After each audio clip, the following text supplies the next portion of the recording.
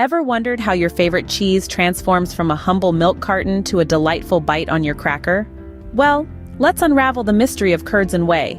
Cheesemaking is a fascinating journey that begins with curdling.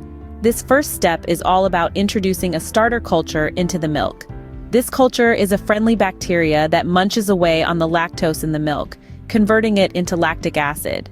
It's like a tiny party where the guests are turning the milk's sugars into something a little more tangy. But the curdling process doesn't stop there. Enter rennet, the curdling superstar. When added to the mix, rennet takes the curdling a step further, magically separating the milk into curds and whey. Picture a school dance where everyone starts off in one big group, then splits off into smaller clusters. That's what's happening in your milk. So next time you pour yourself a glass of milk, just think, you're only a few steps away from creating a cheese masterpiece. Now that we've got our curds and whey, what's the next step on this cheesy journey?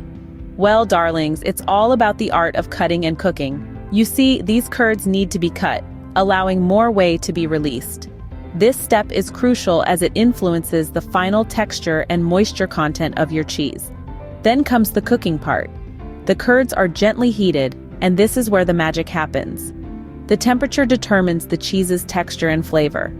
A low temperature results in a soft, creamy cheese, while a high temperature gives a firm, dry cheese.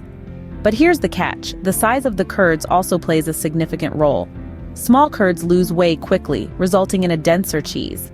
On the other hand, large curds retain more whey, giving us a softer, moister cheese. So remember, size does matter when it comes to cheese curds. We've cut, we've cooked, but we're not quite done. What's next, you ask?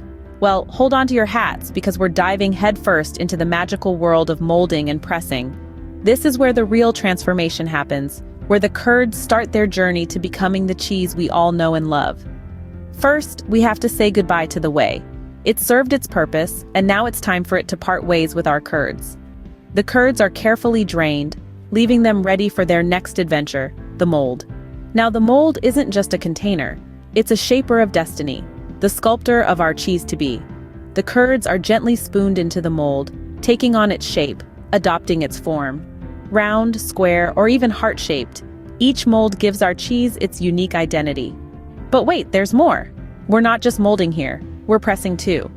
The cheese is pressed to squeeze out any last traces of whey and to firm it up.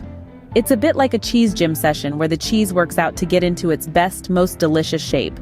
And there you have it, a block of cheese pressed to perfection. But hold your horses, we're not done yet. The journey of our cheese is far from over, and there are still more secrets to uncover. So stay tuned and keep your appetites ready.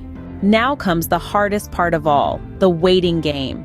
You see, the journey of cheese doesn't end with the press. Nope, that's when the real magic starts to happen.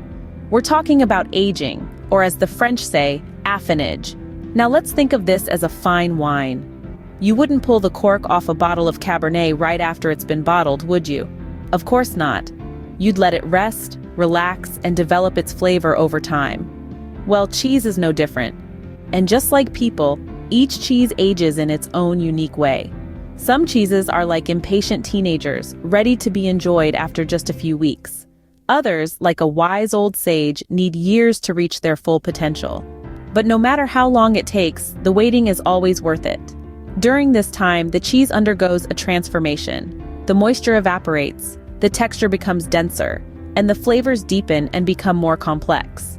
It's a bit like a caterpillar turning into a butterfly, except this butterfly is delicious and goes great with crackers. So, whether you're a fan of the sharp bite of aged cheddar, the creamy decadence of brie, or the robust punch of blue, remember that each cheese has gone through this miraculous process. So there you have it, from milk to mold to mouth, the journey of a cheese. It's a labor of love, but for cheese aficionados, it's worth every bite.